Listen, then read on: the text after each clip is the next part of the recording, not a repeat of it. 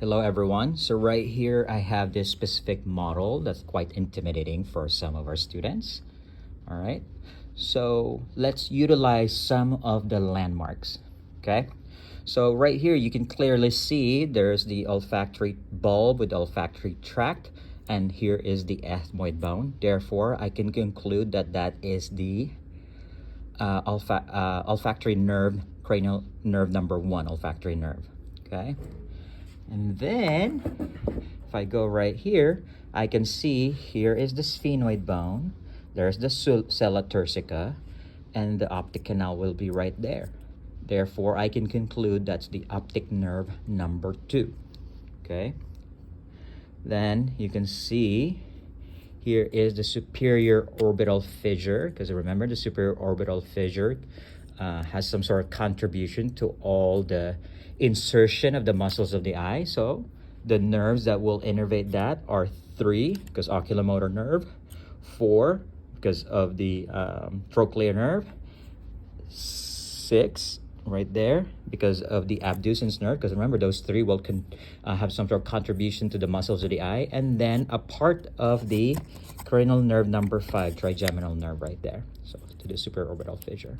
Remember that the trigeminal nerve number 5 right there will also have branches coming out of the foramen rotundum and the foramen ovale.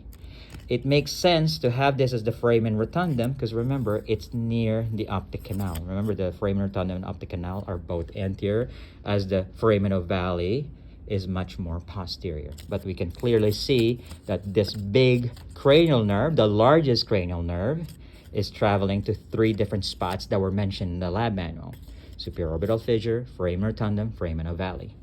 Then we're done with cranial nerves 1, 2, 3, 4, 5, and 6. Okay, let's move on to 7 and 8, 9, 10, 11, and then 12. Because remember, 7 and 8 always travel together in pairs. So if you can recall in the image in the lab manual, 7 and 8 are literally right next to each other. So they both will enter the internal acoustic meatus. However, specifically in the lab manual, it mentioned that cranial nerve number 7 will travel out to the stylomastoid foramen. Okay? So this is stylomastoid foramen, so it will travel in there. Whereas cranial nerve number 8, which is the vestibulocochlear nerve, will continue into the internal acoustic meatus, where it will split into the cochlear and vestibular nerve for hearing and equilibrium. All right. Then right here, we will have the jugular foramen. So within the jugular foramen, there are 3 nerves that will enter through that, and that will be cranial nerve number 9, glossopharyngeal, cranial nerve number 10, vagus nerve, and then cranial nerve number 11, which is the accessory nerve. Okay, so the jugular foramen will have those 3. And then lastly, we have cranial nerve number 12. Okay, that will be the hypoglossal nerve. And remember, the hypoglossal nerve comes out of the hypoglossal canal, which is unique to the occipital bone. So right here you can see the occipital bone, and there's an only opening right there, so we can easily conclude that that is the hypoglossal canal for the hypoglossal nerve.